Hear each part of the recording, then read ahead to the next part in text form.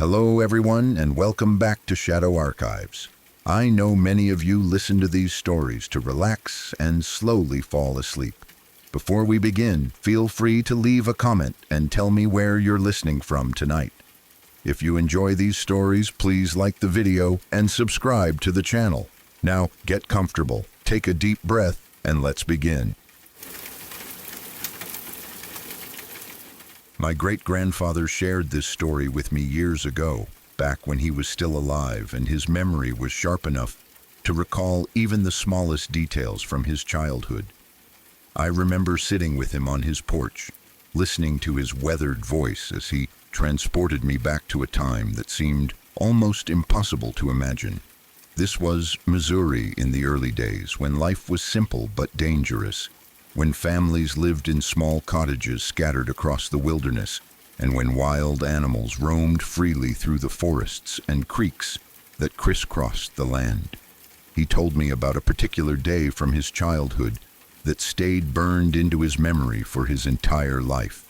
A day that could have ended everything before it even began. He must have been around 5 or 6 years old at the time, just a small boy with no real understanding of how dangerous the world around him could be.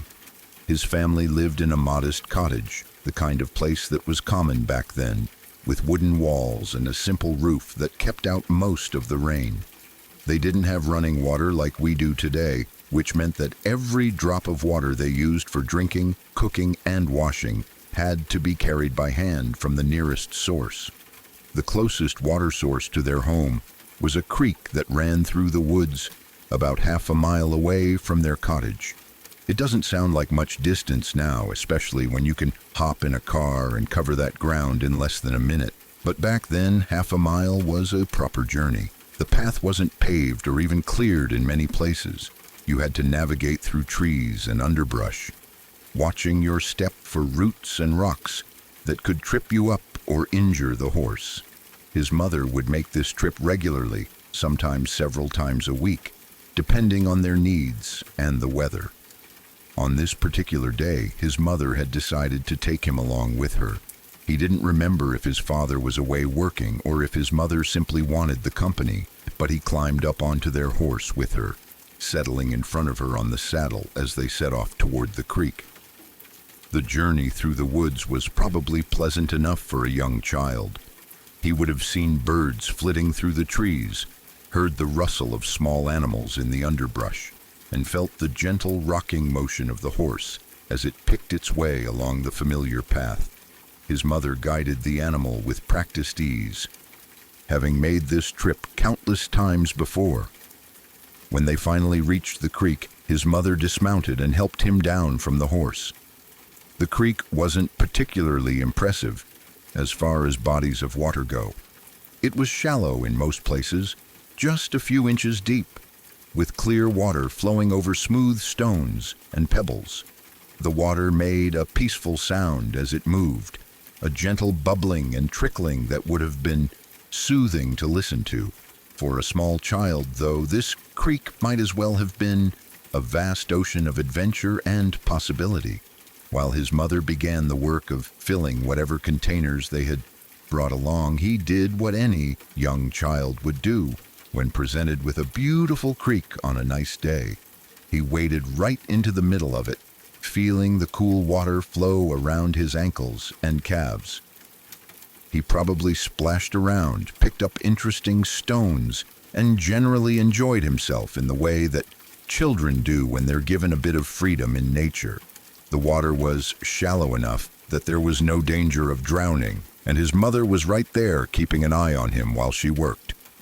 Everything seemed perfectly normal and safe. This was just another routine trip to fetch water, the kind of errand his mother had completed hundreds of times before without incident. The sun was probably shining through the trees, creating dappled patterns on the water's surface. The sounds of the forest surrounded them, familiar and peaceful. There was no reason to think that this day would be any different from all the others that had come before it. But then something changed. His mother's demeanor shifted completely and instantly. One moment she was calmly going about her task, and the next she was screaming at the top of her lungs. He said he would never forget the sound of her voice in that moment, the raw terror and urgency that cut through the peaceful afternoon like a knife.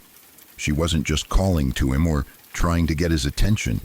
She was screaming hysterically, shouting at something he couldn't see, her voice reaching a pitch and intensity that frightened him deeply. He was just a small child standing in the middle of the creek, confused and scared by his mother's sudden panic. He didn't understand what was happening or what had triggered such a violent reaction from her. All he knew was that something was terribly wrong, and his mother was more afraid than he had ever seen her before. She abandoned whatever she had been doing and rushed toward him with a speed and determination that showed just how serious the situation was. She grabbed him with a strength born of pure maternal instinct and adrenaline, pulling him bodily out of the water without any gentleness or care for comfort. In that moment, getting him out of that creek was the only thing that mattered. She lifted him up and practically threw him onto the horse, scrambling up behind him with a desperate urgency.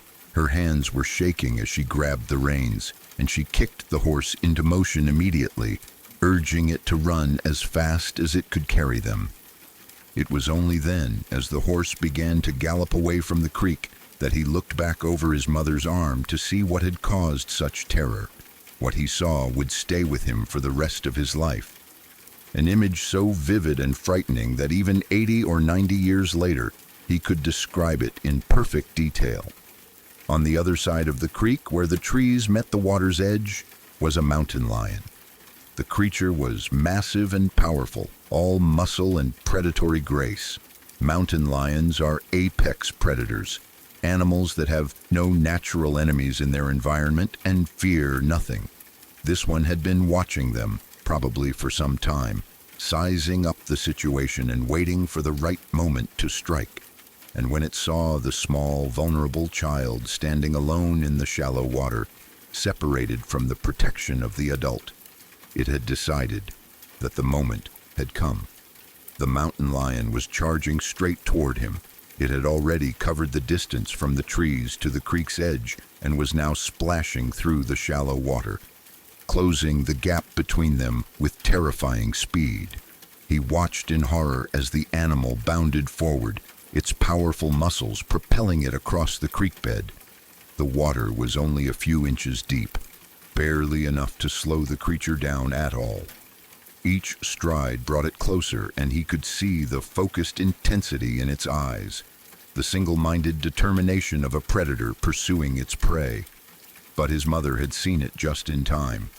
Her screams had alerted him to turn back, but more importantly, they had given her those crucial few seconds to get him out of immediate danger and onto the horse.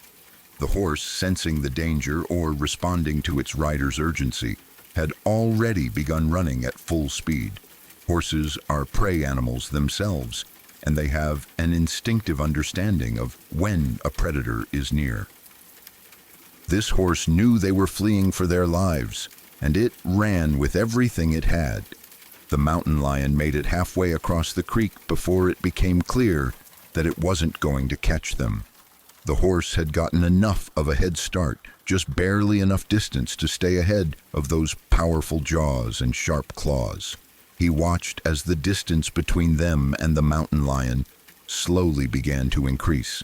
The animal continued its pursuit for a short distance, but eventually it must have realized that the chase was futile. The horse was too fast, and the gap was too wide. As they raced back toward home, his heart pounding and his mother still breathing in ragged, frightened gasps, he thought about something that made the situation even more terrifying in retrospect. His mother always carried a rifle with her when she made these trips to the creek. Always.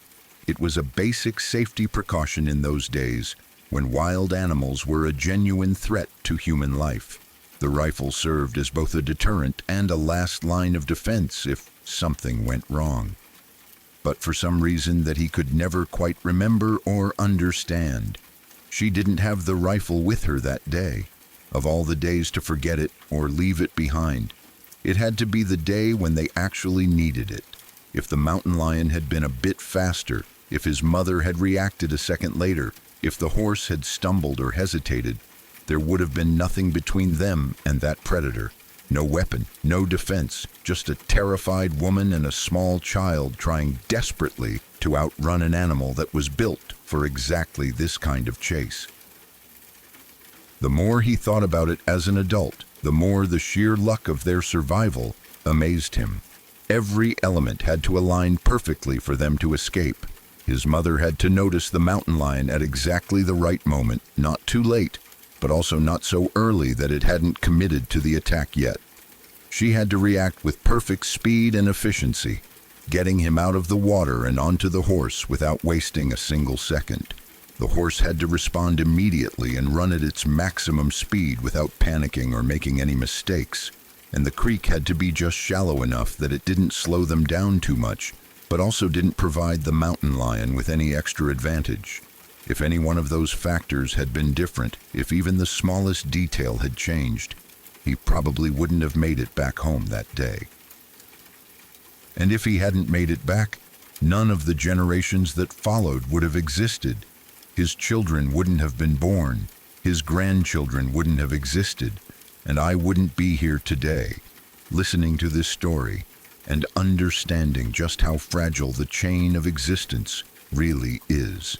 When my great-grandfather told me this story, what struck me most wasn't just the immediate danger of the situation, although that was certainly frightening enough. What really got to me was the scope and scale of what was at stake in those few seconds. This wasn't just a close call for one small child in Missouri over a century ago. This was a moment when multiple futures hung in the balance, when the continuation of an entire family line depended on a horse running just fast enough and a mother reacting just quickly enough. I thought about all the moments in my great-grandfather's life that came after that day at the creek. He grew up, fell in love, got married, and had children. Those children grew up and had children of their own. The family tree branched out, creating new lives and new stories, each generation building on the foundation of those who came before.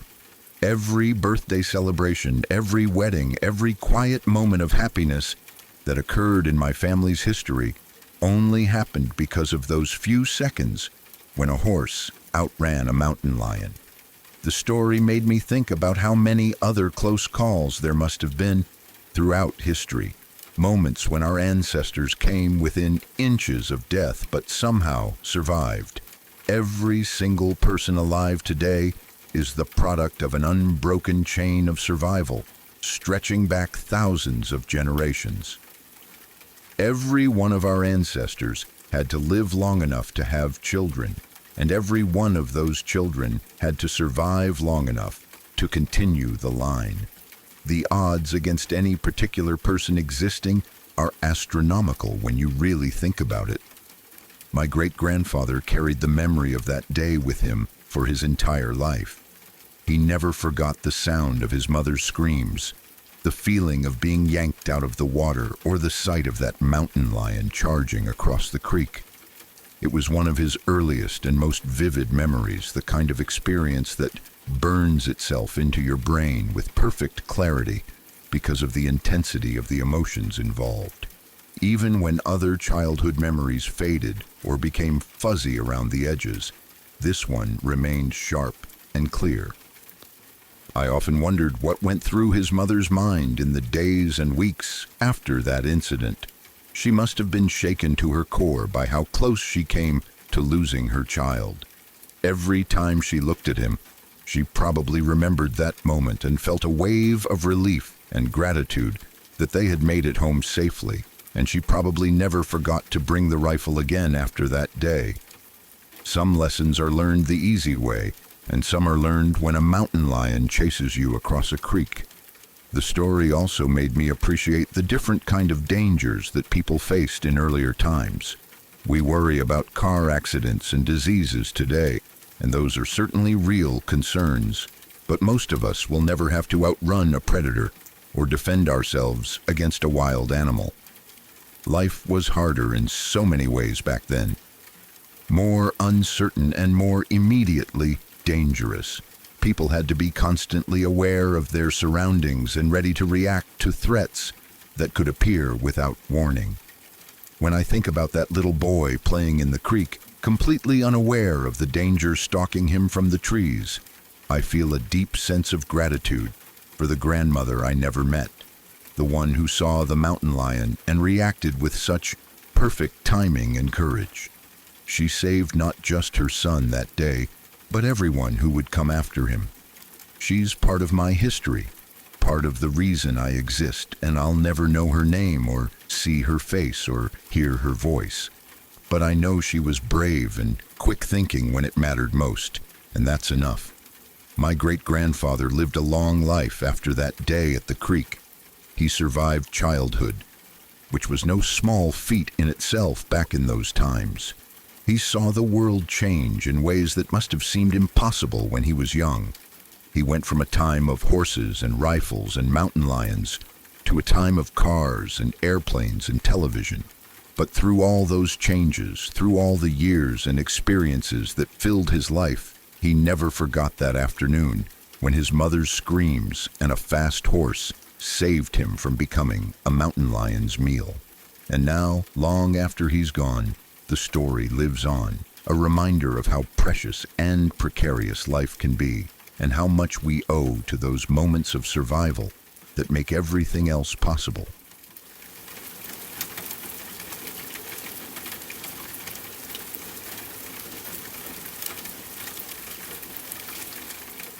There are some tragedies that stay with a community forever, events so heartbreaking and senseless that they become part of the collective memory of everyone who lived through them. This is one of those stories, something that happened when I was in junior high school in my small hometown, an event that changed our entire community and left scars that never fully healed. Even now, years later, the memory of what happened to those 5 kids on that winter morning feels as raw and devastating as it did when we first heard the news.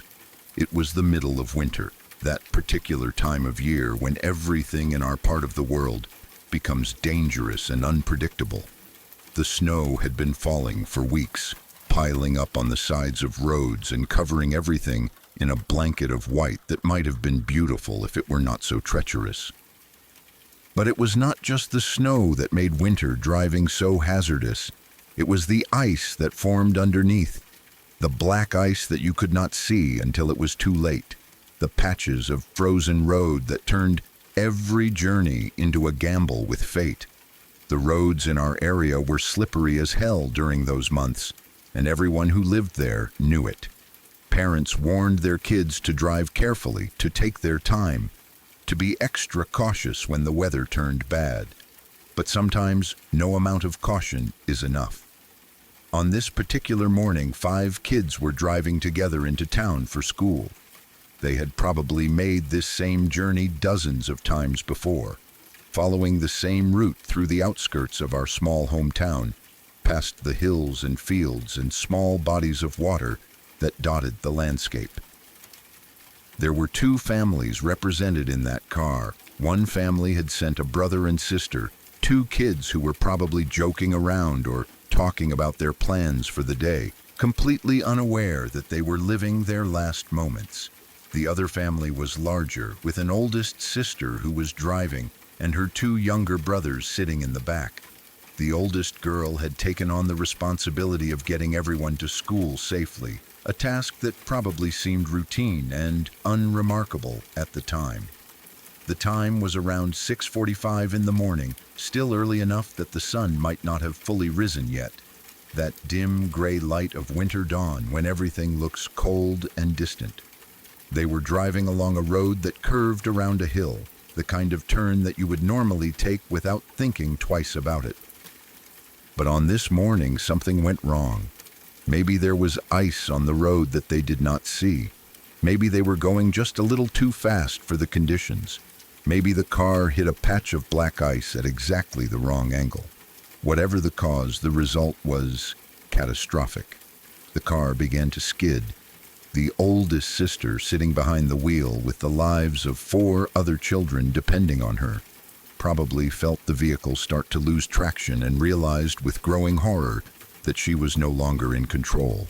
She would have tried to correct the skid, would have done everything she had been taught to do in driver's education.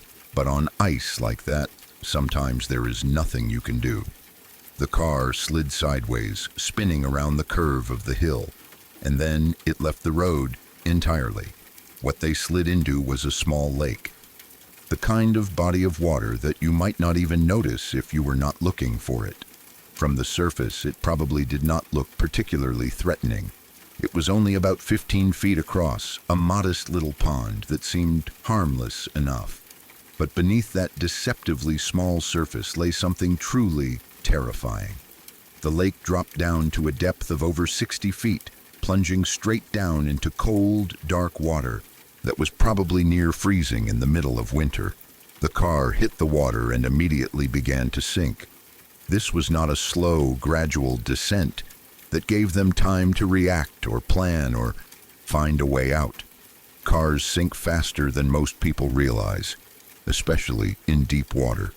The weight of the engine pulls the front end down, and the vehicle drops like a stone into the depths. Within seconds, they would have been completely submerged, the water pressing in around them from all sides, the light from the surface growing dimmer as they sank deeper and deeper into that 60-foot abyss. Inside the car, those 5 kids would have been plunged into absolute terror and chaos. The cold would have hit them immediately, that shocking, breath-stealing cold of winter water that makes your entire body seize up. The darkness would have been overwhelming, especially as they sank deeper and the murky water blocked out what little light there was. And the noise, the groaning and creaking of the car as the water pressure increased. The sound of water rushing in through any small gap or opening would have been deafening and disorienting. They were on the outskirts of town, far from any houses or businesses, in an area where cell phone service was non-existent even on a good day. Even if they had managed to pull out their phones in those first few seconds, even if they had somehow kept them dry and functional, there would have been no signal to call for help. And even if there had been a signal before they went into the water, once they were submerged, any hope of electronic communication would have been cut off completely. They were alone, trapped, sinking into freezing water with no way to call for help, and no one nearby who knew what had happened. The family was Mormon, deeply religious and devout in their faith. I believe they had their Bibles with them in the car, as many religious families do, keeping the Holy Book close as a source of comfort and guidance. As they sat there in that sinking vehicle, surrounded by rising water and growing darkness, did they turn to those Bibles? Did they pray together, seeking comfort in their faith as the end approached? Did the oldest sister try to lead them in prayer, trying to be strong for the younger ones, even as her own terror must have been overwhelming? The physics of their situation was brutally unforgiving. When a car is submerged in deep water, the pressure differential between the inside and outside of the vehicle becomes enormous. The water outside is pushing in with tremendous force, while the air trapped inside the car is at normal atmospheric pressure. This pressure difference makes it nearly impossible to open the doors or break the windows from the inside. You would need superhuman strength to overcome that pressure. Strength that a group of children ranging in age from 10 to 15 simply did not have. They would have tried, of course. They would have pushed against the doors with everything they had, would have pounded on the windows, would have searched desperately for any way out of their metal and glass prison. The oldest sister, who had been driving, would have been consumed with guilt and desperation, knowing that she was responsible for getting them to school safely, and that she had failed in the most catastrophic way possible. Can you imagine what was going through her mind? The weight of that responsibility, the knowledge that her friends and siblings were trapped because of a skid that she could not control. The desperate desire to save them combined with the helpless, realization that there was nothing she could do. And the youngest ones, the 10-year-old boy, what did he understand about what was happening? At 10 years old, you are old enough to know what death is, old enough to be terrified of it, but maybe not old enough to fully grasp the finality of what was coming. Did he cry for his parents? Did he ask his older siblings if they were going to be okay? Did they try to comfort him, to shield him from the full horror of their situation, even as they were all facing the same fate? The waiting must have been the worst part. They did not die instantly. They had time to sit there in that car, in the cold and the dark, knowing that their time was running out. The air inside the vehicle would have been limited, and as they breathed, they would have been slowly using it up, replacing oxygen with carbon dioxide. They might have had minutes, possibly even close to an hour, depending on how much air was trapped inside the car and how deep they had sunk. Every minute would have felt like an eternity, each breath a reminder that the next one might be harder to take, that the air was getting thinner and their situation more desperate.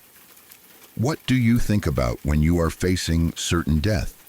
When you are 10 or 12 or 15 years old and you realize that you are not going to see tomorrow, that you are not going to go to school or come home to your family or grow up or do any of the things you had planned for your future? Do you think about your parents, wishing you could tell them goodbye or that you love them? Do you think about all the things you are going to miss? All the experiences you will never have? Or does your mind shut down, unable to process the enormity of what is happening, retreating into some kind of shock or denial? At the funeral later, the grandfather of the younger boys shared a detail that has stayed with me all these years. When they finally recovered the bodies from the lake, when the divers went down into that 60-foot depth and found the car and brought those 5 kids back to the surface, the grandfather saw that the oldest boy had been holding his younger brother. In their final moments, when everything was lost and death was inevitable, that older brother had wrapped his arms around his younger sibling. Maybe he was trying to comfort him, to make him feel less afraid. Maybe he was just holding on to someone he loved, finding what small comfort he could in physical closeness. That image of those 2 brothers holding each other as they died is almost too painful to bear. The recovery effort was complicated and difficult. The lake, despite its small surface area, was deep and cold, and getting equipment to that remote location was not easy. By the time anyone even realized that the kids were missing, it was probably too late. The school would have called the parents when the children did not show up for class, asking if they were sick or if there had been some change of plans. The parents would have been confused, then concerned, then panicked as they realized that their children had left for school that morning and never arrived. Search parties would have been organized. People would have driven the route looking for any sign of the car, and eventually someone would have spotted the disturbed snow and ice at the edge of that small lake. Divers were called in, but getting down to 60 feet in freezing winter water is dangerous and difficult work.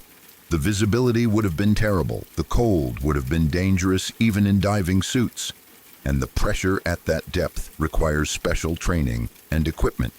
Even if the divers had arrived quickly, which they probably did not given the remote location and the time it took to realize where the car had gone, they would not have been able to save anyone. The kids had been down there too long, in water too cold, with too little air. By the time professional help arrived, it was a recovery operation, not a rescue. Our small town was devastated by the news. 5 kids, all at once, all from families that everyone knew, all students at our school. The grief was overwhelming and inescapable. You could not walk down the hall without seeing someone crying, could not sit in a classroom without feeling the absence of those empty desks. Teachers who were usually composed and professional broke down in front of their students, unable to maintain the facade of normalcy in the face of such tremendous loss. I had never seen so many people crying at once, had never experienced the kind of collective mourning that consumed our entire community. The parents of those 5 children had to face an unimaginable reality. They had sent their kids off to school that morning, probably told them to be careful on the icy roads, probably said they would see them later that afternoon. And then their children just never came home. They never got to say goodbye, never got a chance to tell them one more time that they loved them, never got any warning or preparation for the loss that was coming. One moment their children were alive and heading to school, and the next they were gone, drowned in a lake that nobody had ever really worried about before. The community responded in the way that small towns do when tragedy strikes. There was a memorial service that brought out what seemed like the entire town. People who had never even met the families came to pay their respects, to show support, to be part of the collective grieving process. The church was packed, people standing in the aisles and spilling out into the lobby, all there to mourn 5 young lives cut short by a terrible accident. After the funeral, the town took action to make sure that something like this could never happen again. They put up a huge railing around the lake, a physical barrier that would prevent any car from sliding into that deceptive little body of water. It was too late to save those 5 kids, but maybe it would save someone else in the future. The memorial is still there today, a permanent reminder of what was lost on that winter morning. People leave flowers sometimes, especially around the anniversaries, and the families visit to remember their children and siblings who died too young. For those of us who were in school with those kids, who sat in classes with them and knew them and saw them in the halls every day, the loss left a mark that never fully faded. We were at an age where death was supposed to be something distant and abstract, something that happened to old people or in movies, not something that could reach out and take 5 kids our own age in a single morning. It shattered our sense of safety and permanence, made us realize that life was fragile and uncertain and could end without warning. I still think about them sometimes, those 5 kids in that car at the bottom of the lake. I think about their final moments, about what they said to each other, about whether they were brave or terrified or both. I think about the oldest sister behind the wheel, carrying the weight of responsibility and guilt. I think about the 10-year-old boy, too young to die, held in his brother's arms as the end came. I think about how scared they must have been, how much they must have wanted to live, how desperately they must have hoped for rescue that never came. They deserved so much more than what they got. They deserved to grow up, to graduate from high school, to fall in love and have families and careers and long, full lives. They deserved to become adults, to make their own choices and their own mistakes, to experience all the joy and pain and complexity that life has to offer. But instead, they got a winter morning, a patch of ice, and a lake that was much deeper than it looked. They got fear and cold and darkness, and then nothing at all. Rest in peace to those 5 kids. Your town has not forgotten you. We never will. The memorial stands, the railing protects, and your story lives on as a reminder of how precious and fragile life truly is. You were taken too soon, in a way that was too terrible, and the world is lesser for your absence. I hope, in those final moments, you found some comfort in each other, some peace in your faith, some small measure of consolation in knowing that you were not alone. And I hope that wherever you are now, you have found the peace and safety that you deserved, but never got to experience on that cold winter morning when everything went wrong.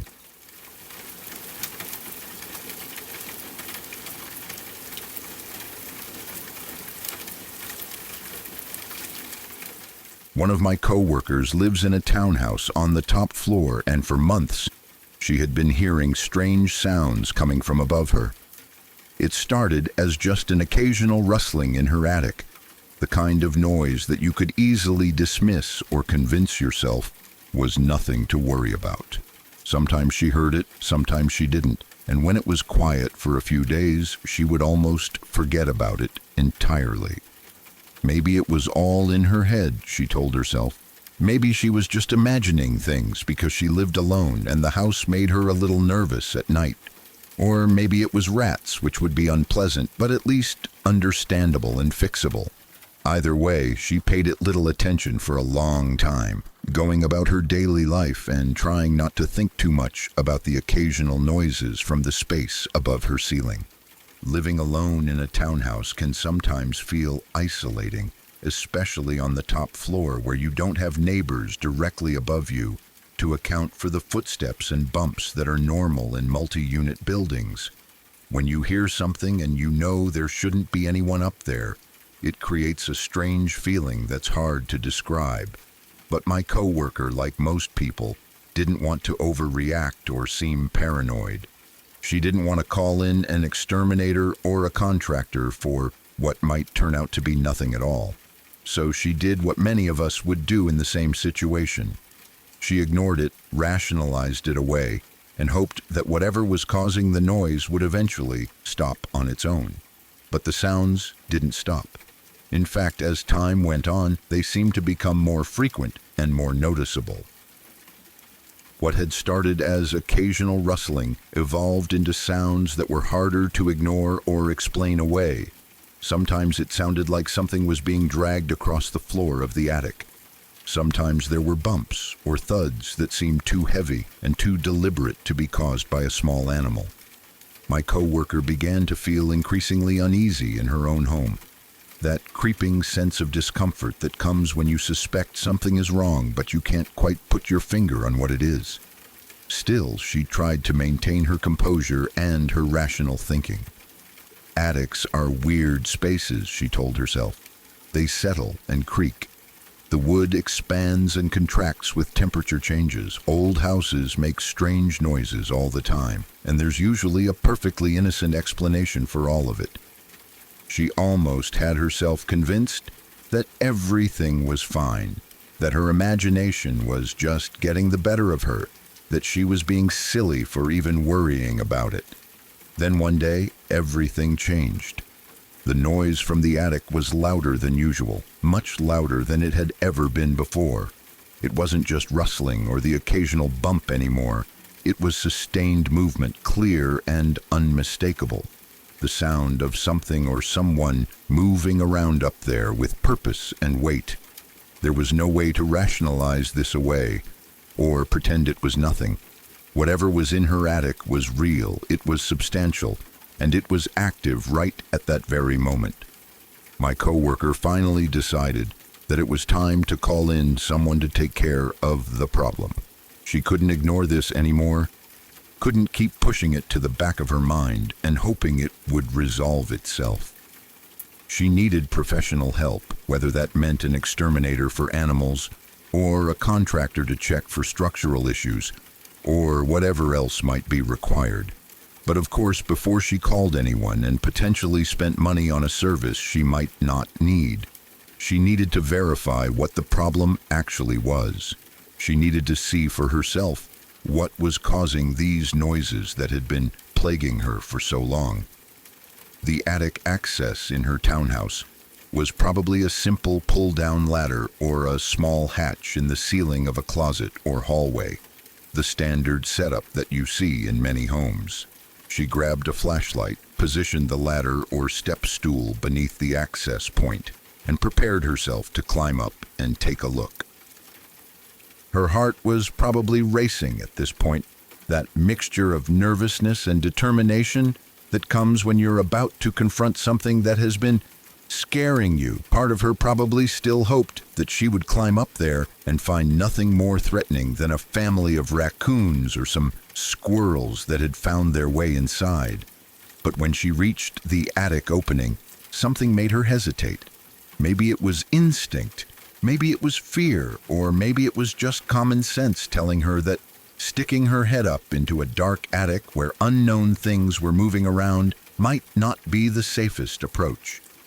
Instead of climbing all the way up and looking directly into the attic space with her own eyes, she made a different choice. She decided to use her phone camera to investigate first, holding it up through the opening and snapping a photo to see what the image would reveal. This decision to take a photo instead of looking directly may have saved her from a traumatic and dangerous direct confrontation with what was actually living above her. She held her phone up into the darkness of the attic, pointed the camera in the direction where she thought the noises had been coming from, and took a picture. Then she pulled her phone back down, her hands probably shaking slightly, and looked at the image on her screen to see what her camera had captured. What she saw in that photo still haunts me, and I wasn't even the one who took it or experienced it firsthand. The image revealed something that transformed this from a simple mystery about attic noises into one of the most terrifying scenarios imaginable. There, in the darkness of her attic, visible in the harsh light of the camera flash, was a person. A man had been living in her attic, not just visiting occasionally, but actually living there, setting up some kind of existence in the cramped space above her ceiling. This wasn't an animal or a structural problem or her imagination. This was a human being who had been hiding in her home without her knowledge or consent, listening to her life happening below him, existing in secret just feet above where she slept and ate and lived her daily life. The photo must have been absolutely chilling to look at. The image of another person's face or body suddenly appearing in a space where you expected to find nothing more than insulation and boxes and dust. The realization hitting her all at once that every time she had heard those noises, every time she had felt uneasy or wondered what was making those sounds, there had been an actual person up there, someone who had been watching and listening and waiting, someone who had turned her private space into his secret dwelling place. My co-worker's reaction to seeing this photo must have been pure terror, the kind of fear that makes your blood run cold and your mind race with horrible implications. How long had he been there? How did he get in? What had he been doing all this time? Had he been watching her through cracks in the ceiling or vents? Had he come down into her living space when she was out or asleep? The questions must have flooded her mind, each one more disturbing than the last, as she tried to process what she had just discovered. She immediately called the police, of course. This was far beyond anything she could handle on her own. This was a home invasion of the most insidious kind, a violation of her safety and privacy that had been ongoing for who knows how long. The cops came quickly, treating this as the serious emergency that it was. They surrounded the townhouse, made contact with the man in the attic, and eventually arrested him, pulling him out of his hiding place and into custody. As the investigation unfolded, even more disturbing details came to light. It turned out that this wasn't an isolated incident or a one-time occurrence. This man had apparently done this before, multiple times in fact.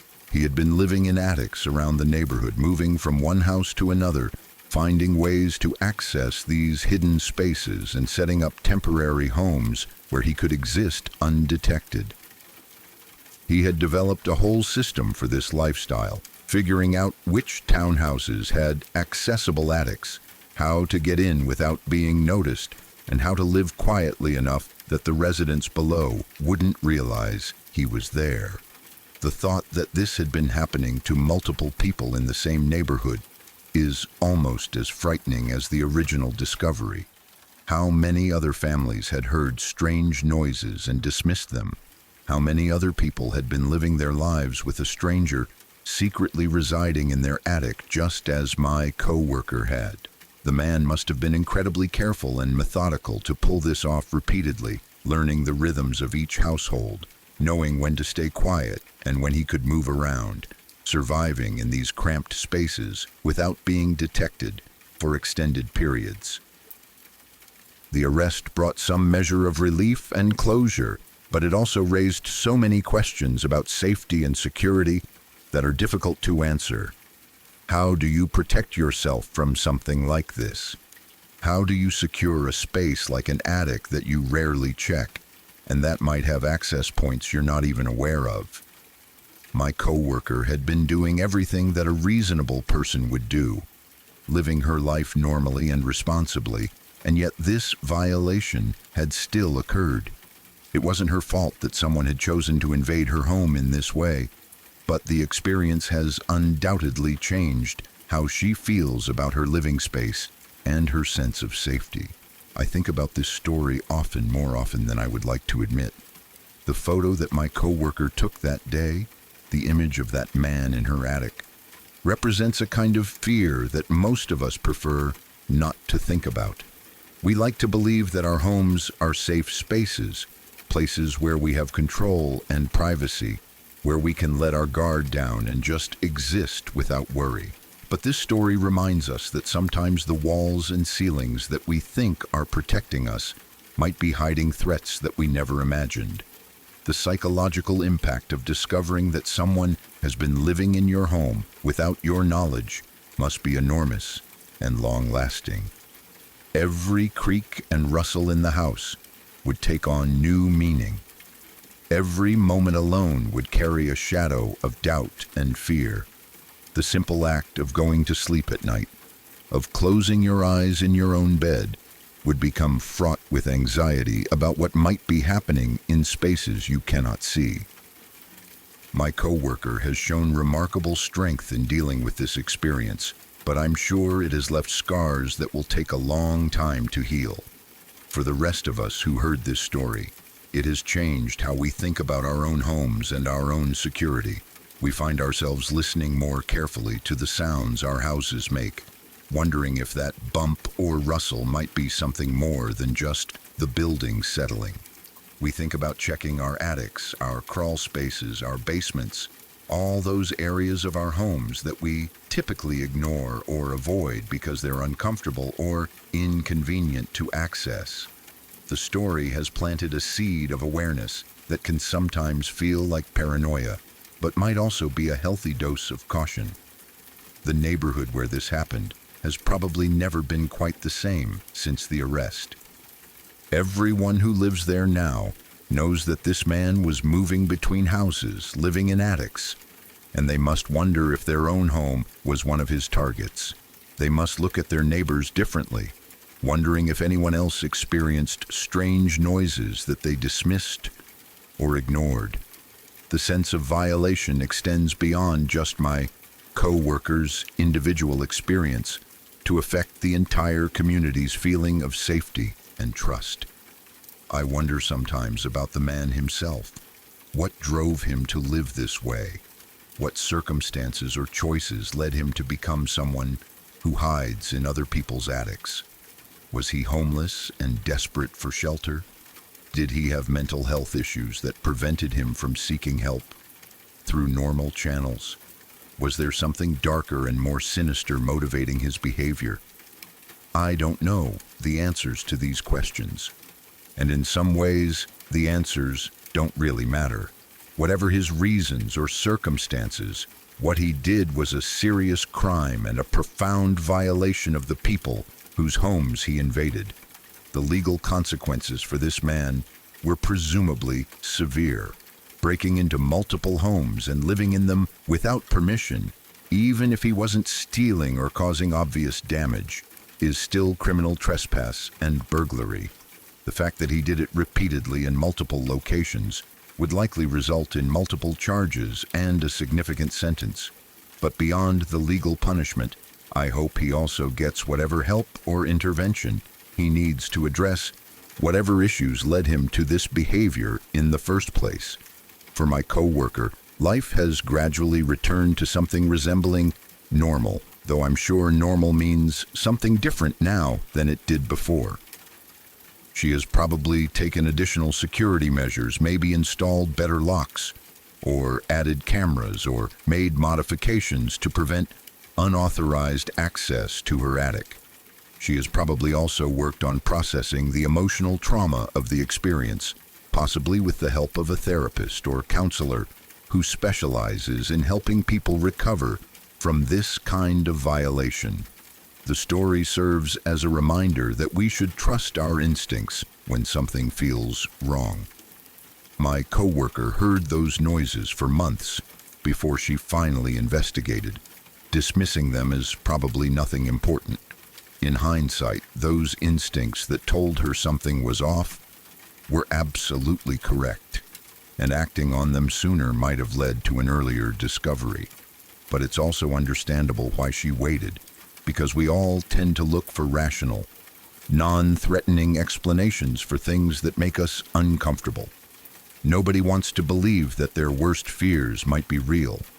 The photo itself, the actual image that revealed the man in the attic, is something that I'm glad I never had to see, but that I can't stop thinking about. My coworker has described it to some of us at work, and just hearing about it secondhand is enough to send chills down my spine. I imagine the stark contrast between the dark attic and the bright camera flash, the sudden appearance of a human figure where none should be, the expression on the man's face when he realized he had been discovered. It must be an image that will stay with her forever, one of those mental photographs that you can never quite erase no matter how much time passes. This experience has changed how I think about the sounds in my own home, how I respond to things that seem unusual or out of place. I find myself being more vigilant, more willing to investigate, rather than dismiss, more aware that the explanations we tell ourselves to feel safe might not always be accurate. It's a difficult balance between reasonable caution and unhealthy paranoia, and I'm still trying to figure out where that line should be drawn. The fact that this happened to someone I know personally, someone I see at work and talk to regularly, makes it feel more real and more frightening than if I had just read about it in the news or heard about it happening to a stranger. My coworker is a normal person, living a normal life in what seemed like a normal townhouse, and if it could happen to her, it could happen to anyone. That's the thought that keeps this story alive in my mind, the awareness that safety and security are sometimes more fragile than we like to believe. Looking back on the whole experience, from the first ignored rustling sounds to the terrifying photo to the eventual arrest, it reads like something from a horror movie, but it's not fiction or entertainment. It's a real thing that happened to a real person, and the fear and violation she experienced were absolutely genuine. The man in her attic was not a ghost or a monster from a scary story. He was a real human being who made choices that put her safety and well-being at risk, and the consequences of those choices will affect both of them for a long time to come. The photo still haunts me, even though I never saw it myself. Just knowing it exists, knowing what it captured, is enough to make me uneasy. It represents a moment of discovery that changed everything, a single image that revealed a truth so disturbing that it's hard to fully process. And somewhere out there, that photo probably still exists on my coworker's phone or backed up in her cloud storage. A permanent reminder of the day she learned that the noises in her attic were not rats or her imagination, but something far worse than she could have ever imagined.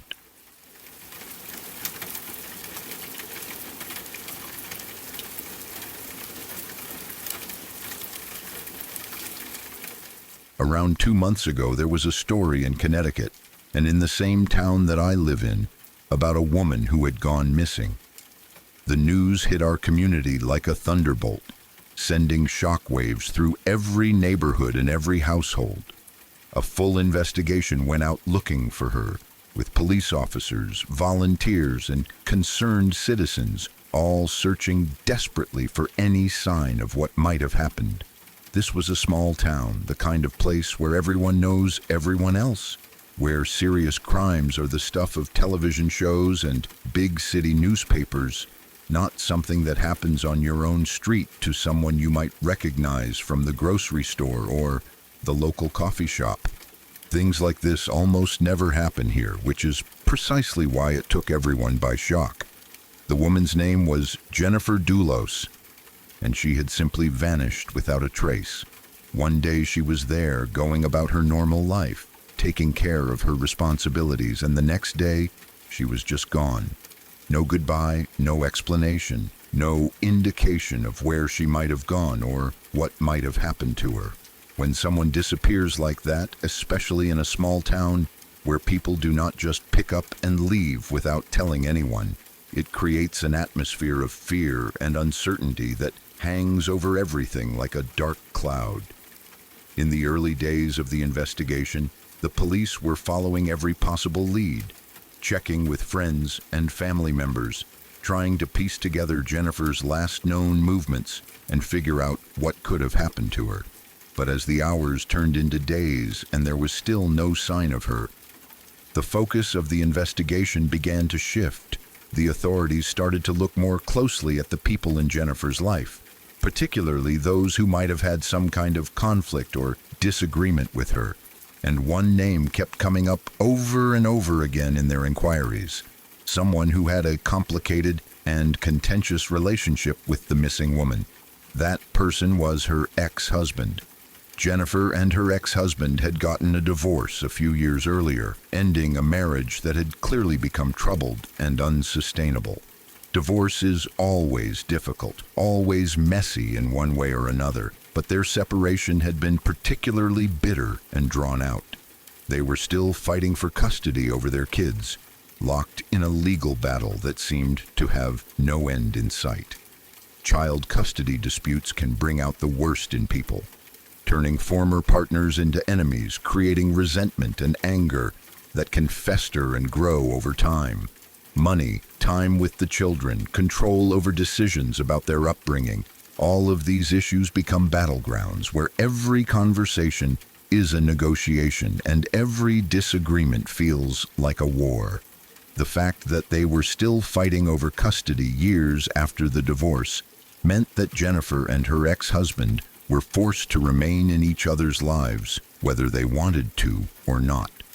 They could not simply go their separate ways and never speak again, as some divorced couples are able to do. They had to coordinate schedules, make arrangements for the children, communicate about school and activities and health issues. Every interaction was an opportunity for old wounds to be reopened, for new conflicts to emerge, for the bitterness between them to deepen. As the police began to focus more attention on the ex-husband, they decided to search Jennifer's house for any evidence that might help them understand what had happened to her. What they found there was deeply disturbing and immediately elevated this from a missing person case to something far more sinister. In the garage of Jennifer's own home, the investigators discovered bloodstains. Not just a small spot that might have come from a minor injury or accident, but enough blood to suggest that something violent had occurred in that space. The presence of blood in the garage transformed the entire nature of the investigation and made it clear that they were likely dealing with foul play rather than a voluntary disappearance. Blood evidence is one of the most powerful tools that investigators have when trying to solve a crime. It can tell them where violence occurred, how severe the injuries might have been, and whose DNA was present at the scene. The bloodstains in Jennifer's garage suggested that she had been hurt there, possibly very seriously, and that whoever had hurt her had then removed her from the premises. This discovery made the ex-husband an even more important person of interest in the case, and the police began working even harder to track him down and question him about what he might know. When they finally caught up with the husband, the investigation took another dark turn. The police had obtained surveillance footage from various locations around Hartford, Connecticut, and what they saw on those videos was extremely incriminating. The footage showed the ex-husband along with his current girlfriend, and they were engaged in some very suspicious behavior. The videos captured them making multiple trips to dumpsters scattered around Hartford, and in each instance, They were disposing of what appeared to be loads of garbage bags. This might not seem particularly unusual on its own. People throw away garbage all the time, but the timing and the circumstances made it seem far more sinister. The fact that the ex-husband was disposing of large quantities of garbage bags right around the time that his ex-wife had disappeared was not a coincidence that the investigators could ignore. What were in those bags? Why was he driving all the way to Hartford to throw them away instead of using his own trash service? Why was his girlfriend helping him with this task? These were questions that demanded answers, and the answers that seemed most likely were the ones that nobody wanted to consider, but that everyone was thinking. But the dumpster runs were not the only suspicious activity that came to light. The investigation also revealed that the ex-husband had gone to an incinerator with garbage bags as well. An incinerator is a facility designed to burn waste at extremely high temperatures, reducing it to ash and making it virtually impossible to recover or identify whatever was burned. If you wanted to destroy evidence to make sure that something could never be found or analyzed or traced back to you, an incinerator would be one of the most effective ways to do it. The ex-husband owned a construction company, which gave him access to industrial waste disposal facilities that regular people would not normally use. Construction sites generate a lot of debris and garbage, materials that need to be disposed of properly. So it would not be unusual for someone in his line of work to visit an incinerator or use commercial dumpsters. The people working at these facilities probably did not ask any questions about what they were putting into the incinerator because they had no reason to be suspicious. They would have assumed that these were just normal work-related materials being disposed of in the usual way. But in the context of a missing person investigation, with blood found in the victim's garage and surveillance footage showing suspicious disposal activity, the trips to the incinerator took on a much darker significance. What had been in those garbage bags that he was so determined to destroy? Was he trying to eliminate evidence that could link him to Jennifer's disappearance? The timing of everything, the secretive nature of the disposal, and the extreme measures taken to destroy whatever he was getting rid of all pointed towards someone who had something very serious to hide. The investigation continued to build its case, and recently there was another significant development. Authorities searching through the dumpsters where the ex-husband and his girlfriend had been seen disposing of garbage bags managed to recover some items that had not yet been picked up or destroyed. Among the items they found were some of Jennifer's bloodied clothes. This was perhaps the most damning piece of evidence yet. Physical proof that connected Jennifer to the garbage disposal activity that the ex-husband had been engaged in. Her clothes stained with her own blood, thrown away in dumpsters around Hartford like they were worthless trash. Finding Jennifer's bloodied clothing raised horrifying questions about what had happened to the rest of her. If her clothes were in those dumpsters, discarded and destroyed, what about Jennifer herself? Had she met the same fate, been disposed of in the same callous and brutal way? The discovery of the clothes made it increasingly difficult to hold out any hope that Jennifer might still be alive somewhere, that this might somehow have a happy ending where she would be found safe and returned to her children. The investigation is still going on, with detectives and forensic specialists working tirelessly to gather every piece of evidence they can find to build the strongest possible case against the ex-husband.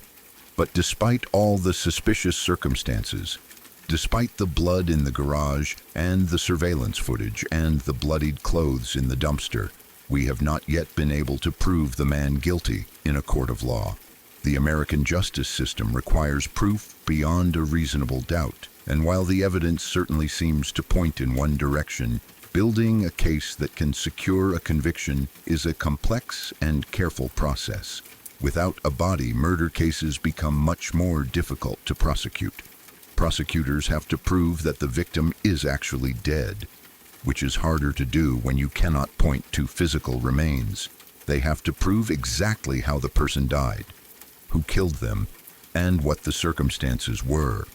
Defense attorneys can create reasonable doubt by suggesting alternative explanations, by questioning the chain of evidence, by arguing that perhaps the person is not actually dead at all, but has simply chosen to disappear.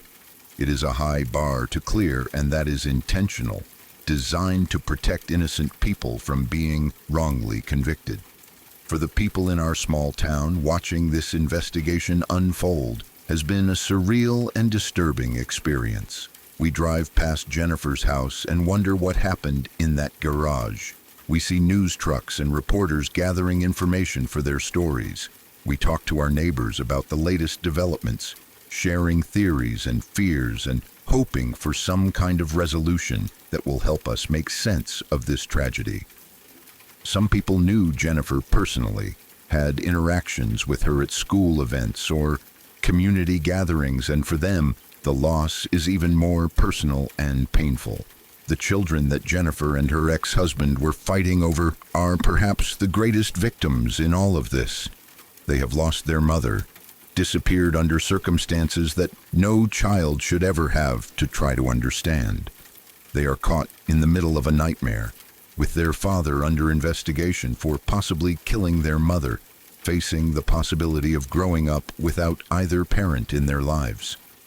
What do you tell children in a situation like this?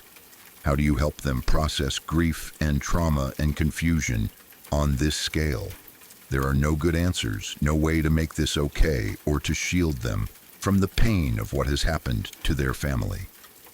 If you want to find the full story, you can search up Jennifer Dulos and you will find extensive coverage of the case.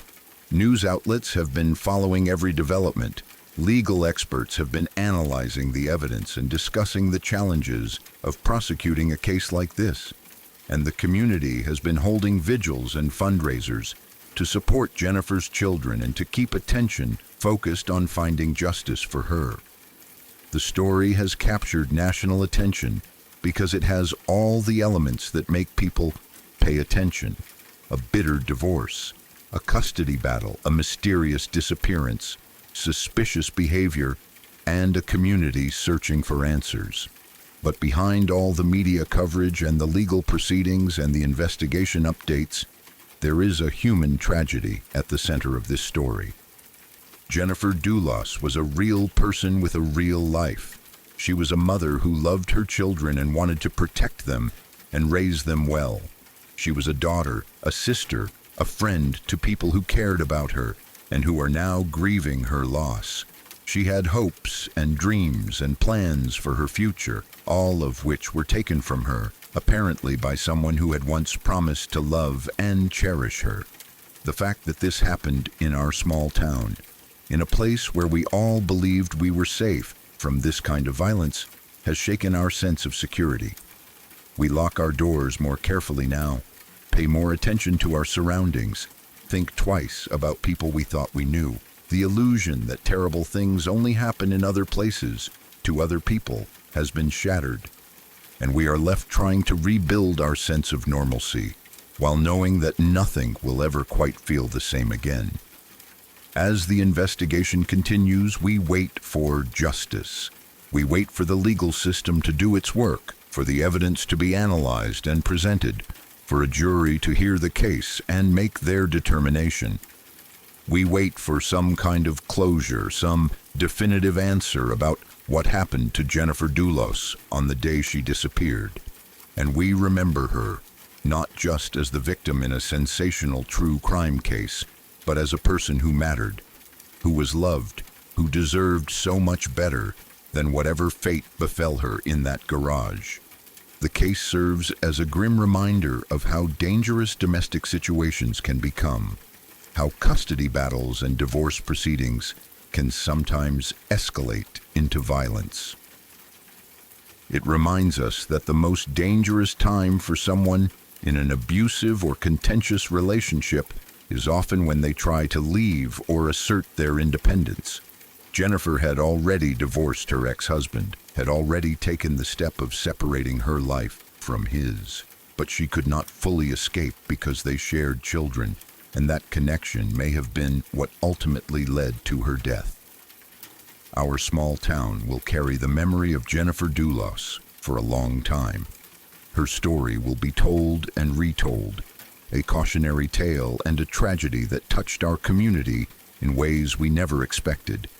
We will continue to watch the legal proceedings, to hope for justice, and to remember a woman whose life was cut short, whose children were left without their mother, and whose disappearance reminded us all that evil can appear anywhere, even in the safest and quietest of places. The blood in the garage, the garbage bags in the dumpsters, the bloodied clothes, all of these pieces of evidence paint a picture of something terrible, and we can only hope that the truth will fully emerge and that those responsible will be held accountable for what they have done. Sorry to interrupt.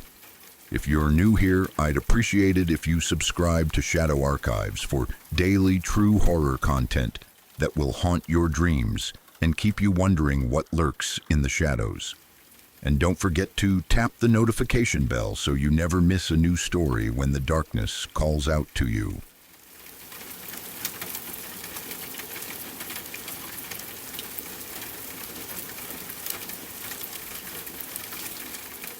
In the wealthy neighborhoods of São Paulo, Brazil, there lived a family that seemed to have everything.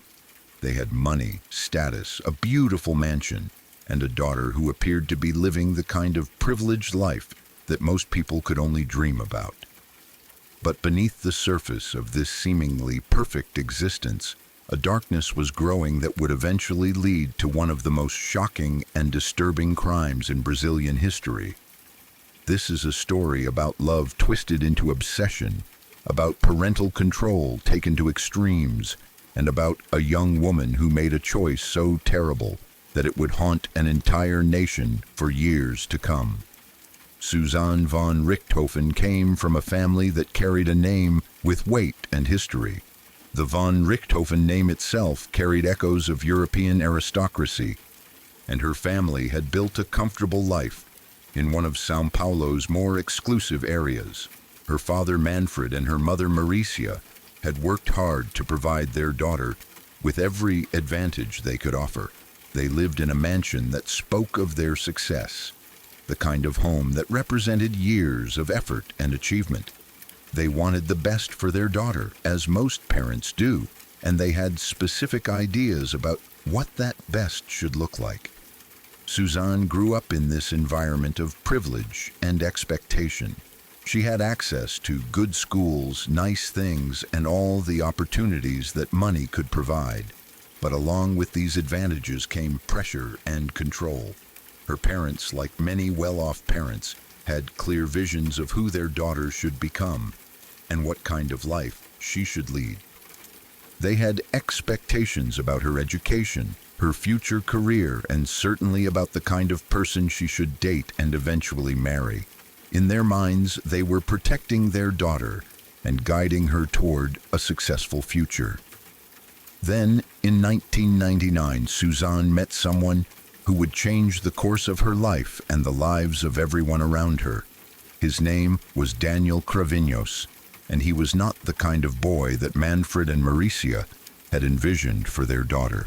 Daniel came from a different social class, a different background, and he represented everything that Suzanne's parents had worked to keep at a distance from their carefully constructed world. But Suzanne was young, and like many young people who are told they cannot have something, she wanted it even more intensely because it was forbidden. The relationship between Suzanne and Daniel developed despite her parents' disapproval. In fact, their disapproval seemed to make the relationship stronger rather than weaker. This is a pattern that plays out in families across the world, across cultures and economic classes.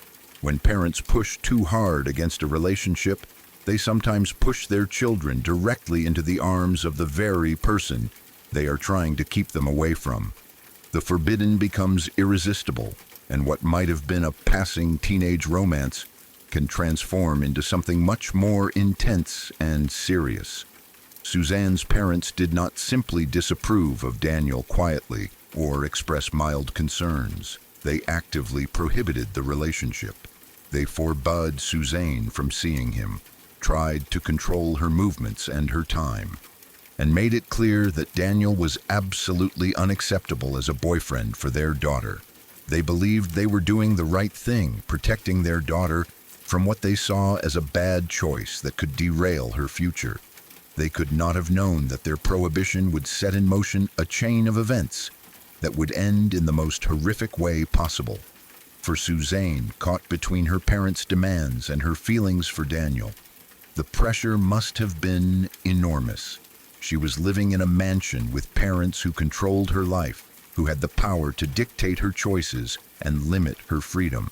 Many young people in similar situations find ways to compromise, to wait until they are older and more independent, or eventually to move on from the relationship. But Suzanne and Daniel took a different path, one that is almost incomprehensible in its darkness and brutality. Somewhere in the midst of this conflict between parental control and young love, an idea took root. It is difficult to know exactly when or how it started, whose mind first conceived of it, or how the conversation unfolded. But Suzanne and Daniel began to plan something that went far beyond simple rebellion or running away together. They began to plan murder. They decided that the solution to their problem was to kill Suzanne's parents, Manfred and Maricia, so that they could be together without interference, and so that Suzanne could inherit her family's wealth and property. This was not a crime of passion or a moment of rage that spiraled out of control. This was calculated and planned. They brought Daniel's brother into the conspiracy, creating a small circle of people who were all committed to carrying out this terrible act. They talked about it, planned the details, and prepared themselves mentally for what they were going to do. At any point during this planning phase, any one of them could have stepped back, could have recognized the enormity of what they were contemplating and chosen a different path. But they did not. The date they chose was October 31st, 2002. Halloween night, a time when many people around the world are celebrating with costumes and candy, thinking about ghosts and monsters as entertainment rather than reality. But in the von Richthofen mansion in Sao Paulo, something truly monstrous was about to unfold. Manfred and Maricia had no idea that this would be their last night alive, that the daughter they had raised and protected and tried to guide was about to betray them in the most final and terrible way possible. Suzanne was the one who opened the door. This detail is particularly chilling because it underscores her active participation in what was about to happen. She was not a passive victim or an unwilling participant.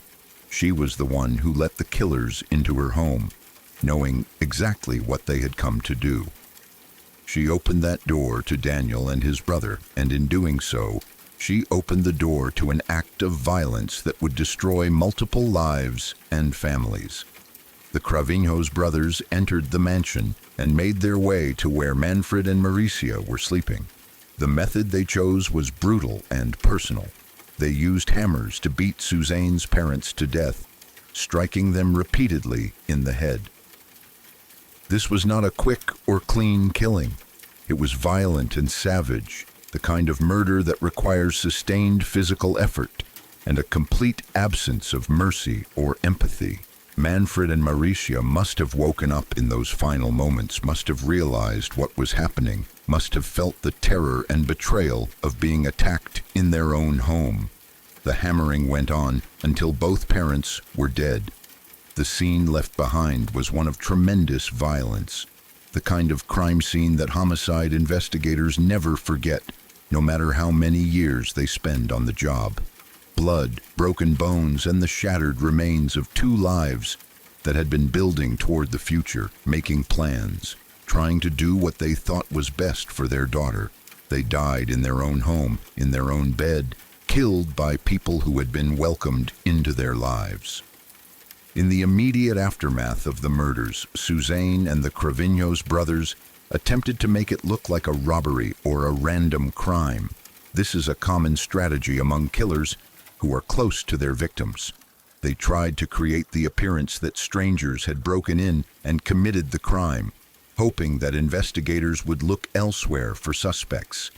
But these kinds of staged crime scenes rarely fool experienced detectives for long. There are always inconsistencies, always details that do not quite add up. The investigation moved quickly, and it did not take long for suspicion to fall on Suzanne and Daniel. The evidence began to pile up, and the staged elements of the crime scene became apparent to the investigators. Family members of the victims, friends, and neighbors started to share information about the troubled relationship between Suzanne and her parents, about the forbidden boyfriend, about the conflicts and tensions that had been building in the household. The web of lies that the killers had constructed began to unravel. All three of them were arrested and charged with the murders of Manfred and Maricia von Richthofen. The arrests made headlines across Brazil and eventually around the world. This was not just another crime story. This was a case that touched on universal themes of family conflict, parental control, teenage rebellion, and the question of how far someone might go when they feel trapped by their circumstances. People were horrified and fascinated in equal measure, struggling to understand how a daughter could participate in the murder of her own parents. The trial became a media sensation in Brazil. Suzanne von Richthofen, young and from a wealthy family, became the focus of intense public scrutiny and debate. Some people saw her as a monster, a cold-blooded killer who had orchestrated the murder of the two people who had given her life and raised her. Others saw her as a victim of excessive parental control, a young woman who had been pushed to a breaking point by parents who would not allow her to live her own life. The truth, as it often does, probably lay somewhere in the complex middle ground between these extremes. The evidence presented at trial was damning. The prosecution laid out the timeline of the planning, the execution of the crime, and the attempted cover-up. They showed that this was not an impulsive act, but a calculated murder carried out for financial gain and personal freedom. The defense tried various strategies, attempting to mitigate Suzanne's responsibility or to paint a picture of a young woman who had been manipulated or coerced. But the facts remained stubborn and clear. Daniel Cravinhos and his brother were also tried and convicted for their roles in the murders. All three received lengthy prison sentences. The Brazilian justice system, confronted with a crime that had shocked the nation, handed down punishments that reflected the severity and premeditated nature of what had been done. These were not lenient sentences or slaps on the wrist. These were serious prison terms that would keep the convicted killers behind bars for many years. But the story does not end with the convictions and the prison sentences. The Brazilian legal system has provisions for certain types of temporary release for prisoners, depending on their behavior, the nature of their crimes, and how long they have served. In a detail that strikes many people as particularly twisted and ironic, Suzanne von Richthofen is released from prison for 2 specific days each year. Those days are Mother's Day and Father's Day. The symbolism of this arrangement is almost too heavy to process.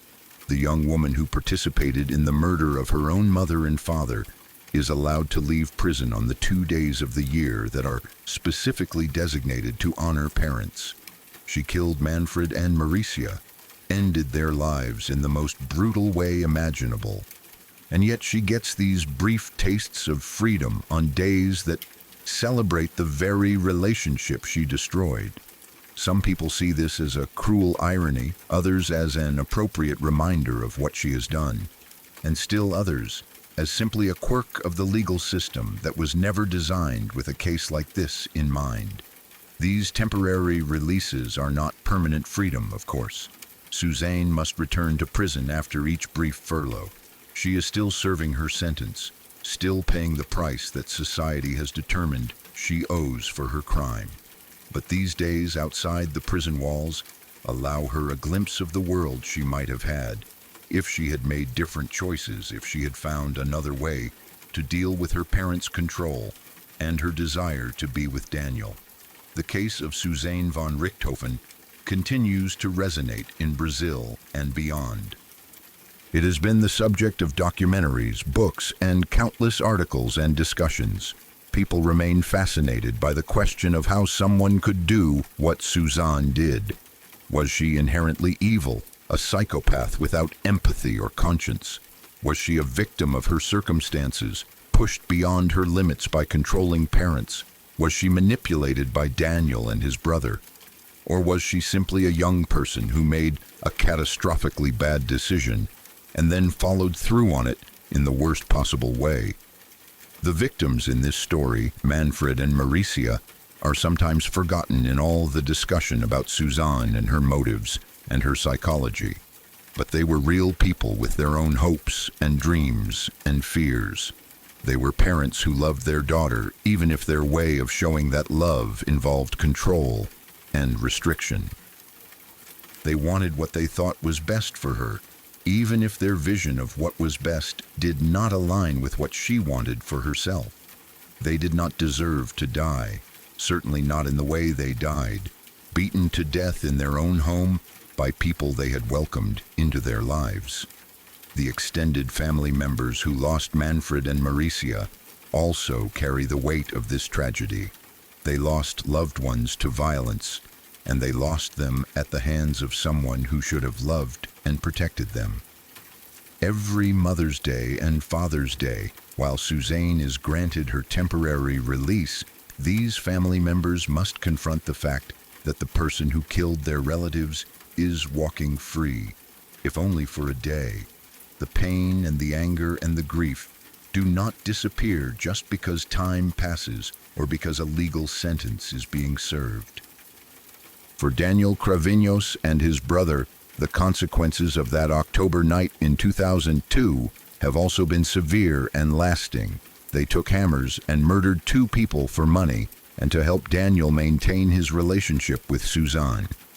Whatever future they might have imagined for themselves was destroyed by that choice. They will spend years, possibly decades, behind bars, and even when they are eventually released, they will carry the label of murderer for the rest of their lives. The case raises uncomfortable questions about parental authority and control. Should Manfred and Maricia have been less restrictive with their daughter? Would a lighter touch have prevented the tragedy? Or would Suzanne and Daniel have found another reason to justify their terrible plan? There is no way to know, and it is dangerous to blame the victims for their own deaths. Many parents set boundaries and prohibit relationships they see as harmful, and their children do not respond by planning murder. The responsibility for what happened lies with those who chose violence, not with those who tried to guide and protect. At the same time, the case serves as a reminder of the complex dynamics that exist within families, especially between parents and teenage or young adult children. The struggle for independence, the conflict between parental wisdom and youthful desire, the question of how much control is appropriate and when control becomes counterproductive, are all issues that families navigate every day. Most families find ways through these challenges without anyone getting hurt. But in rare and terrible cases like this one, the conflicts escalate to a point where tragedy becomes inevitable. Today, more than 2 decades after that Halloween night in 2002, Suzanne von Richthofen remains in prison, living with what she has done. She has had years to think about her choices, to reflect on the moment when she opened that door and set in motion events that could not be undone. She has had to face the reality of who she became and what she is capable of. Whether she feels genuine remorse or whether she has found ways to justify her actions to herself is something that only she truly knows. The mansion where Manfred and Maricia died stands as a reminder of what was lost, their wealth and their property. The things that Suzanne wanted to inherit became tainted by the violence that secured them. No amount of money or property or freedom from parental control could ever be worth what was sacrificed to obtain it. 2 lives were ended, multiple other lives were destroyed, or forever altered, and a family was shattered beyond repair. And twice a year, on Mother's Day and Father's Day, the young woman who made it all happen walks out of prison for a few hours, a living reminder of how dark the human heart can become when love and hate and desire all twist together into something monstrous.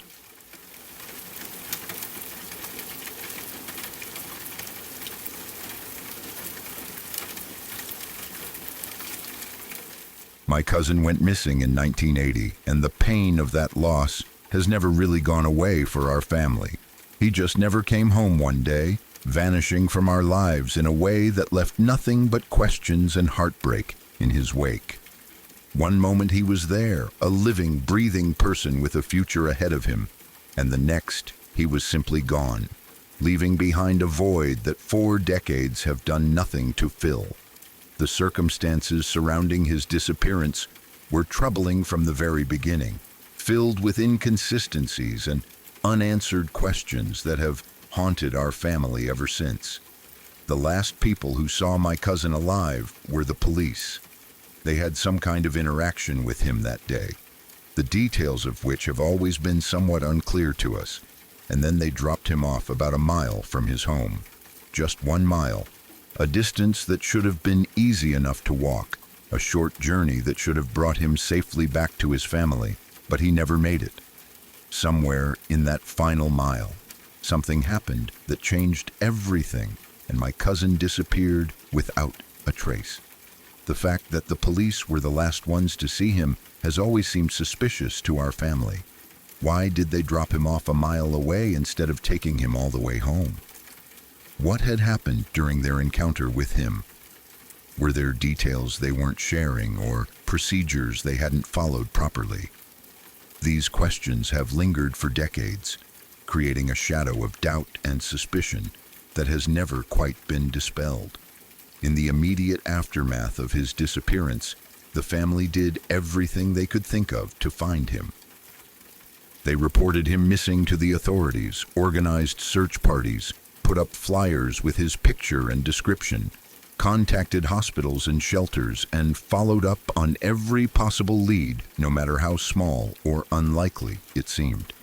They drove the route between where he had been dropped off and where he should have gone home, looking for any sign of what might have happened to him. They talked to neighbors and friends, trying to piece together a timeline and find someone who might have seen something that could help explain where he had gone. But there was nothing. No witnesses came forward with useful information. No physical evidence turned up to indicate what had happened or where he might be. He had simply vanished into thin air, leaving behind a family desperate for answers and a community shocked by the mysterious disappearance of one of their own. Days turned into weeks, weeks turned into months, and still there was no sign of my cousin. The active search efforts eventually had to slow down as resources ran out and other cases demanded attention. But the family never stopped looking, never stopped hoping that somehow they would find out what had happened to him. Then, sometime later, the case took an even darker and more disturbing turn. A serial killer who was already in prison for other crimes came forward and claimed that he had killed my cousin. This was not a confession that came with remorse or a desire to help the family find closure. This was something much more cruel and calculated.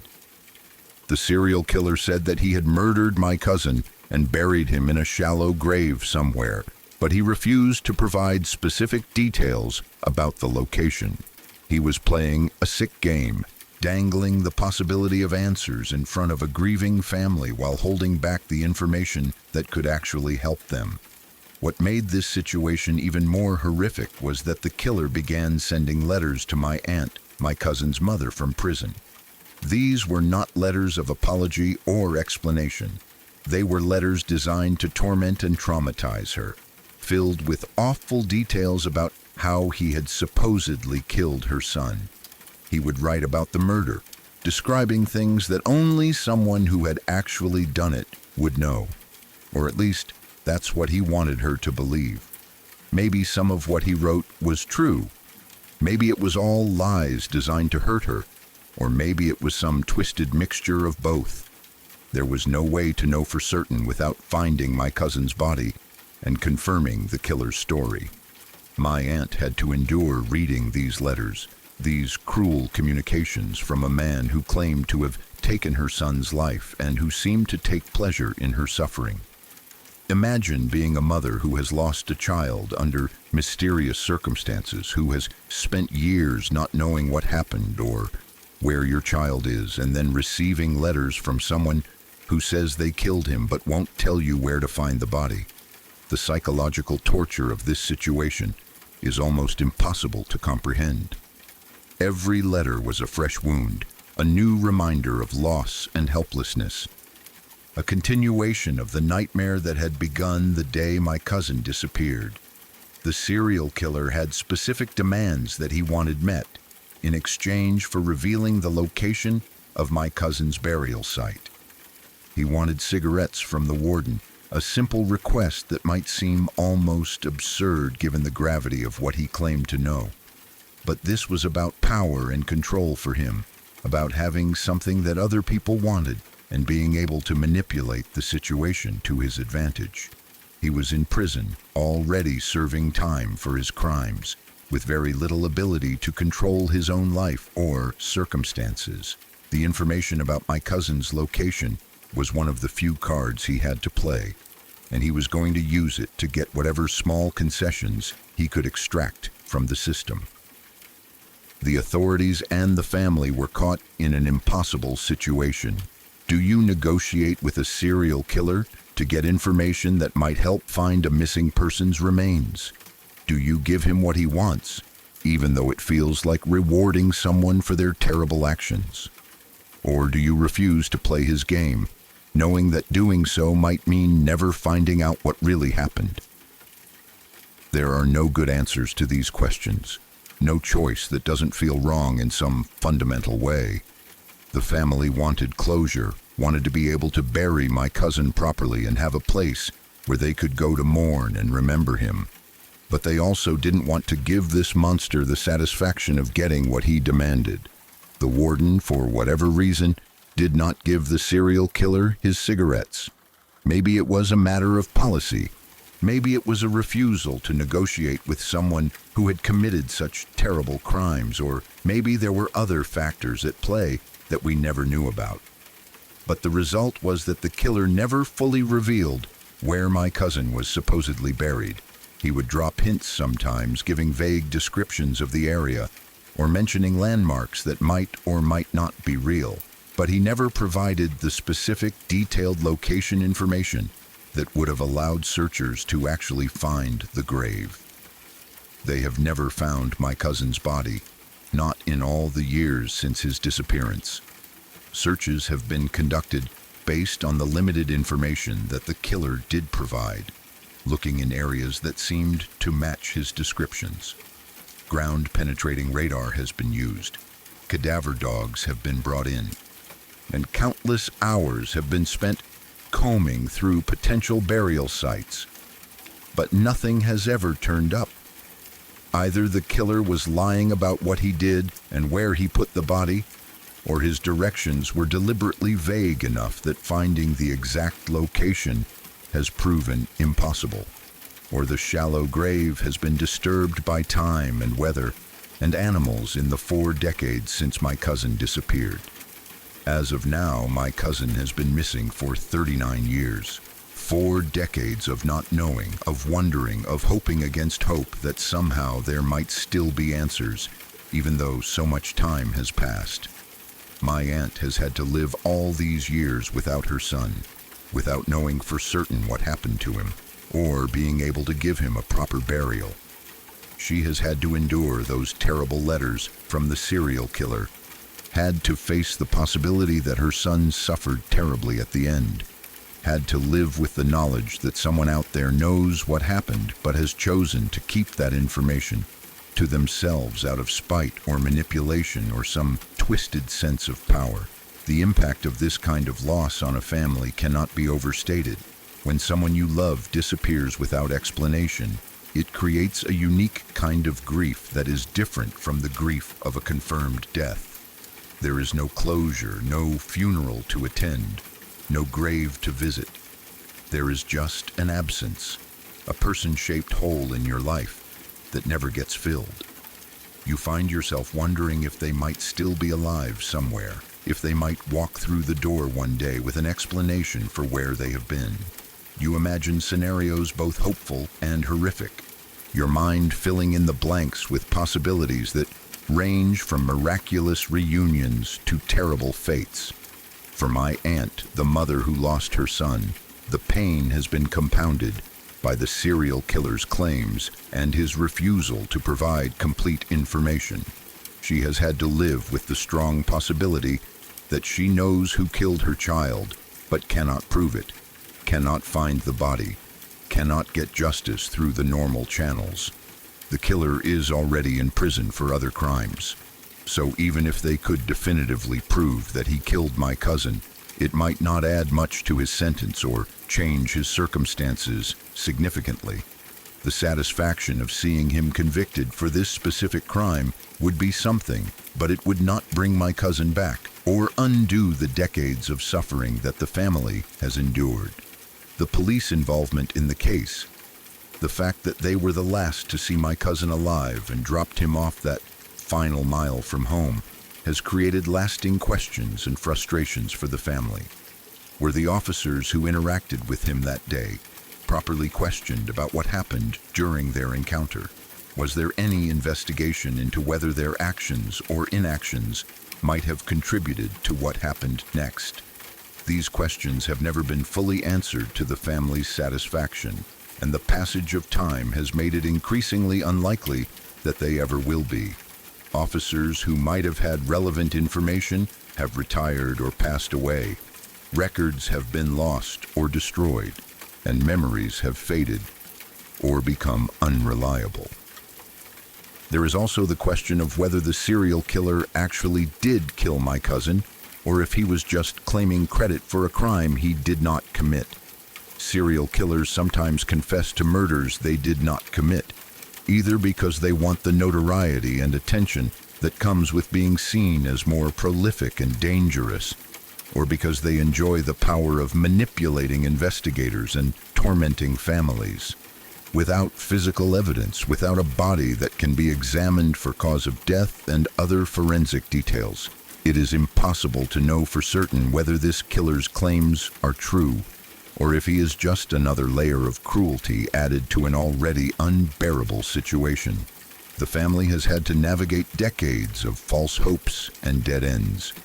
Every time someone claims to have information about my cousin, every time there is a new lead or a possible sighting, it reopens the wound and creates a fresh wave of hope and fear. Most of these leads go nowhere, ending in disappointment and renewed grief. But the family cannot afford to ignore any of them, cannot risk missing the one piece of information that might finally provide answers. So they continue to follow up, to investigate, to search, even though the odds of finding anything after so many years are incredibly small. The passage of nearly 4 decades has changed the context of the search in significant ways. Technology has advanced with new forensic techniques and search methods that did not exist in 1980. DNA analysis has become much more sophisticated. Satellite imagery and mapping tools have improved, and databases of missing persons and unidentified remains have become more comprehensive and interconnected. All of these developments offer some small hope that a breakthrough might still be possible, that some piece of evidence or information that was overlooked or unavailable 40 years ago might surface and finally provide answers. But time has also worked against the search in many ways. Physical evidence deteriorates, memories become less reliable, witnesses pass away or move away, and become impossible to locate. The landscape changes with new construction covering old areas and natural processes of decay and erosion altering the terrain. If my cousin was indeed buried in a shallow grave, as the killer claimed, 4 decades of weather and animal activity could have scattered or destroyed the remains to the point where they might never be found, even if searchers were looking in exactly the right location. My aunt has shown incredible strength in continuing to search for her son and to advocate for his case all these years. She has kept his memory alive, has refused to let him be forgotten or become just another cold case file gathering dust in some storage room. She has worked with law enforcement, with private investigators, with volunteer search organizations, and with anyone else who might be able to help. She has endured the cruelty of those letters from the serial killer and the frustration of dealing with a system that has not always prioritized her son's case the way she believes it should have been prioritized. For the rest of our family, my cousin's disappearance has been a constant reminder of how fragile life can be and how quickly someone we love can be taken from us. Those of us who were young when he disappeared have grown up with his absence as a defining feature of our family story. We know him only through photographs and the stories that older family members tell, through the shadow that his loss has cast over family gatherings and holidays. There is always an empty chair, always a person missing from the family photos, always a sense of incompleteness that can never be fully addressed. The question of what happened in that final mile between where the police dropped him off and where he should have arrived home continues to haunt us. Was he picked up by the serial killer during that walk? Did something else happen that had nothing to do with the killer's later claims? Were there other people involved whose identities have never been discovered? The lack of witnesses and physical evidence from that crucial time period has made it impossible to reconstruct what actually occurred, leaving us with nothing but speculation and the terrible certainty that something went catastrophically wrong. As the years continue to pass and the case remains unsolved, the family has had to find ways to live with the uncertainty and the loss. They have created memorials and remembrances, have shared stories and kept photographs displayed, have done everything they can to ensure that my cousin is not forgotten even though he has been gone for so long. They have also had to accept, however reluctantly, that they may never get the answers they desperately want, that the truth about what happened may have died with the serial killer or may be buried so deeply that it will never come to light. The hope is that somehow, someday, new information will surface or new technology will make it possible to finally locate my cousin's remains and bring him home. Every year that passes makes this seem less likely, but the family has never completely given up on the possibility. They continue to check in with law enforcement, to follow developments in forensic science, to hope that the case file might catch the attention of someone with fresh eyes and new ideas who might be able to see something that everyone else has missed. My cousin has been missing for 39 years now, nearly 4 decades of unanswered questions and unresolved grief. He was a real person with dreams and potential, with people who loved him and wanted him in their lives.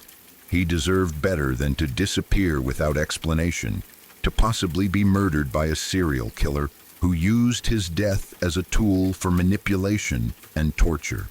His mother deserved better than to receive cruel letters from someone claiming to have killed her son, but refusing to tell her where to find his body.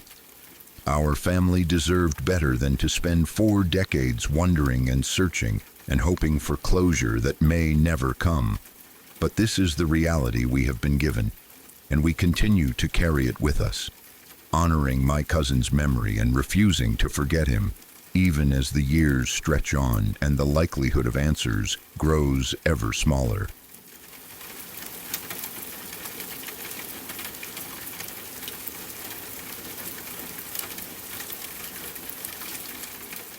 My father once told me a story from his childhood that he had never shared with anyone else before.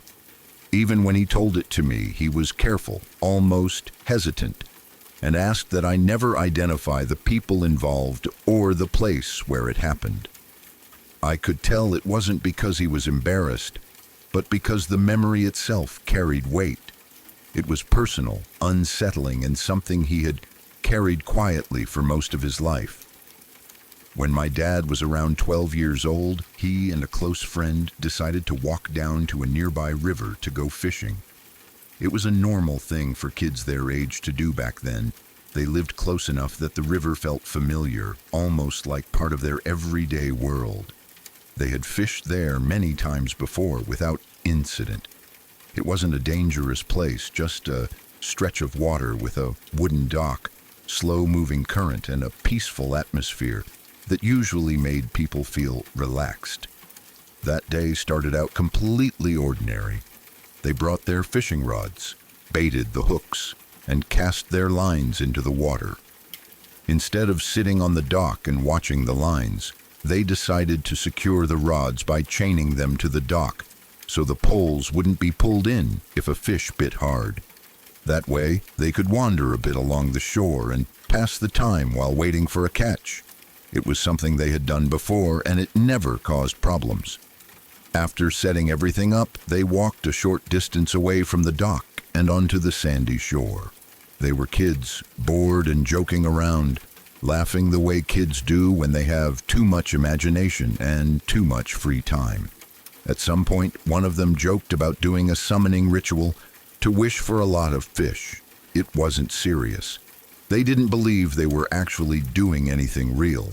It was just play, something silly to pass the time. They drew shapes in the sand, crude lines that looked like something out of a movie or a comic book. They stood there pretending to chant or make wishes, laughing and not taking it seriously at all. To them, it was just a joke. Neither of them believed in anything supernatural at that age, and they certainly didn't think they were inviting anything into the world. As soon as they finished their little joke ritual, something happened that instantly wiped the smiles off their faces. Without warning, one of the fishing rods jerked violently. They both turned just in time to see the line snap tight and get yanked straight into the water.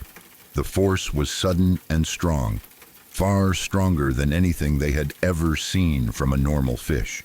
In a matter of seconds, the hook was ripped out completely and the line snapped clean.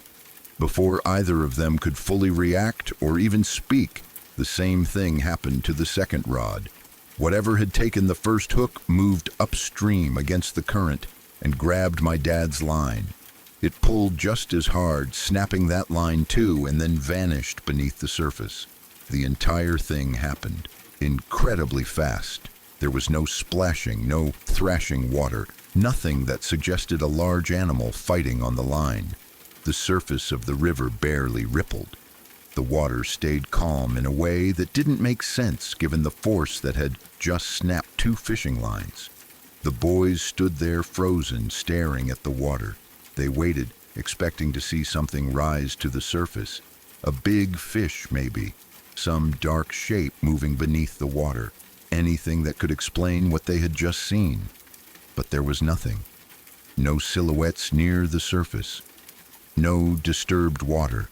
No signs of a large fish swimming away. The river looked exactly the same as it had moments before. Quiet and still, as if nothing had happened at all. They tried to reason it out. Maybe it was a massive fish they just didn't see clearly. Maybe it was a coincidence that both lines snapped so quickly. But deep down, neither of them believed that explanation. They had both fished enough to know what a big fish looked like when it took a hook. This wasn't that. The force was wrong. The movement was wrong. And the fact that whatever it was swam upstream against the current without disturbing the water made no sense. Fear settled in fast. They didn't argue. They didn't try to joke it away. They didn't recast their lines. Without saying much to each other, they gathered their things and left immediately. They walked home quickly, both of them quiet, glancing back at the river more than once, feeling like they were being watched, even though they saw nothing. Years passed. My father grew up, and so did his friend. Life moved on, but that moment never faded. To this day, both of them remember it clearly. They've talked about it over the years, trying to make sense of it, replaying it in their minds, hoping that time would offer some logical explanation. It never did. They remain certain that whatever took those hooks that day was not natural, not a fish, not an animal they could explain, something else entirely, something that didn't belong in the normal order of things. What makes the story even more unsettling is what happened many years later, when my father finally told it to me. When he first shared this story, we were staying together in a room, just the two of us. The conversation had been calm, almost reflective. He didn't dramatize the story or try to make it sound scarier than it was. He spoke plainly, carefully choosing his words. I could tell he was reliving it as he talked, seeing it again in his mind. Partway through the story, something strange happened. The room suddenly filled with a horrible smell. It was strong, unmistakable, and deeply unpleasant. It smelled like feces mixed with sulfur, sharp and rotten at the same time. It hit us both at once. My immediate reaction was to assume there was a simple explanation. Maybe something in the room, maybe a plumbing issue, maybe something outside drifting in. But the smell didn't behave like a normal odor.